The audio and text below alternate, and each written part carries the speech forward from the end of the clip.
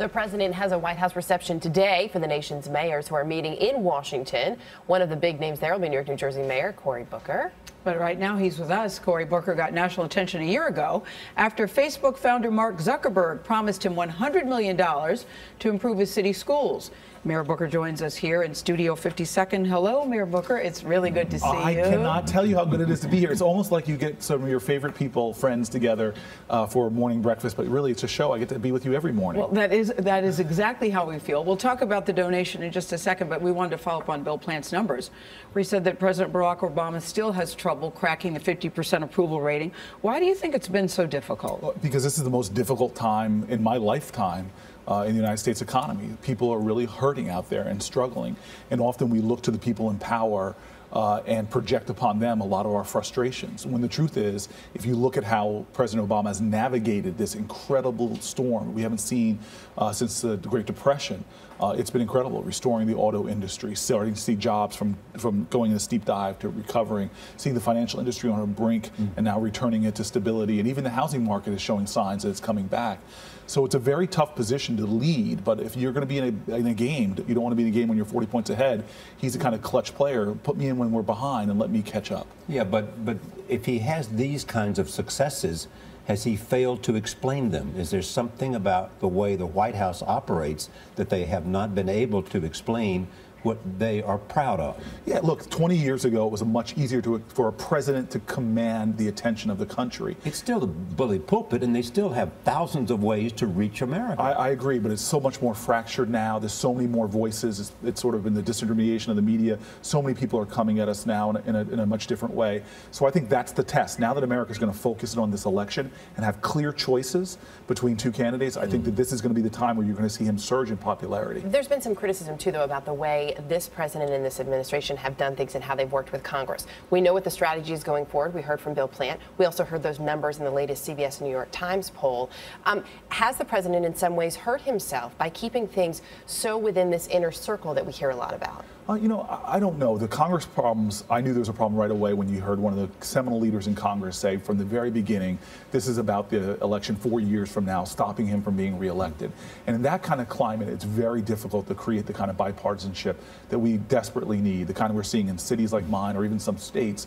You have such a caustic environment. And given that, I think he's been able to create some compromises that have moved us forward. But we all in America, all of us, I think, are very frustrated with what's happening in D.C. We have complicated problems, and Washington as a whole is not showing the ability to deal with them in a way that should inspire us. But to that said, Obama has been able to make some difficult choices that have moved us forward, and that's why I'm so enthusiastic about his leadership in the future. Well, one of the ways that you communicate, Cory, with your constituents is through Twitter. Yes. I personally think you Twitter too much, but that's a whole other story. That's a whole other story. But it seems to work very effectively for you. How has it changed your role as mayor? Well, the power of people is always greater than the people in power. Yeah. And so for me to be able to immediately get sort of crowdsource all the residents of my city yesterday, somebody pointing out an abandoned home, being able to address that immediately, somebody pointing out problems. And you respond, too. Oh, absolutely. It's a great medium now for us to really, all of us, better focus on our problems and for leaders to get more instant feedback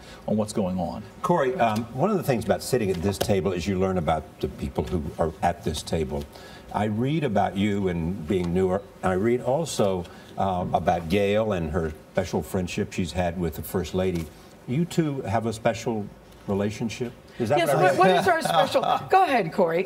Let's give them something to talk about. Yes. You know, Gail is probably one of the seminal forces in my life of friendship. My God. She is amazing. In fact, the night before this show, the first time that she was doing this, we were up probably too late until midnight, hanging out. Now, what does that mean, hanging out? It's not hooking up, Charlie. It's not hooking up. No boinking has occurred. It's very different. different. We're really good friends. You know, look.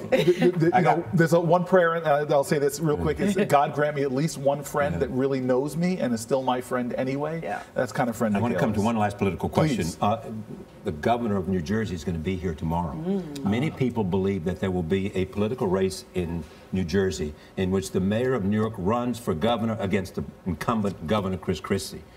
Is that going to happen? Look, men plan, God laughs. So I don't know what tomorrow, but the point now, and I think the governor will echo this, is, well, we disagree on a lot of issues. We found areas where we agree, and we've made real progress in those areas of agreement. And right now, I view everybody as a potential partner for the advancement of Newark. Right. And in those areas, we've been able to do some good things together. Okay, speaking of that, what about Facebook? It's tremendous. I've been in education meetings the last 2 days back to back.